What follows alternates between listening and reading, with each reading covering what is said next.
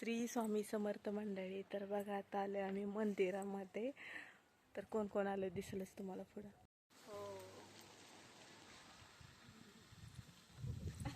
तर बघा वातावरण अगदी छान होतं, ऊन होतं जरा आणि आजूबाजूला डोंगर पूर्ण सुकले होते. पण मंदिरात खूप छान वाटत होतं. प्री वेडिंग वगैरेसाठी खूप छान आहे. ही माझी आजी आहे, वडिलांची आई, आणि ही माझी कझन, ते पुढचे चुलते छोटे, आणि छोटी चुलती तर मी काकी नाना बोलते त्यांना. तर आमचं असं शूट पण करायचं चालू होतं. मंदिरात कोणत्याच रिस्ट्रिक्शन्स नव्हत्या की शूट वगैरे करू नका. आणि इथे एक आजोबा होते मंदिराला राखाल, तर त्यांच्याशी आमच्या घरच्यांच्या गप्पा वगैरे चालू होत्या.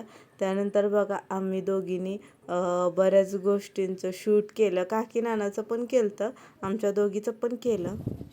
आणि वडापाव आणि भजे पार्सल आणले होते, तर ते खाऊन घेतले. आणि त्यानंतर बघा घराच्या कडेने लावण्यासाठी ना कागदी फुलं असतं ना, त्याच्या कांड्या वगैरे घेत होती काकी नाना काढून. तर त्यांनी परमिशन दिली ती घ्यायला, घ्या म्हटले. आणि एवढं भारी वाटत होतं, खूप मज्जा आली.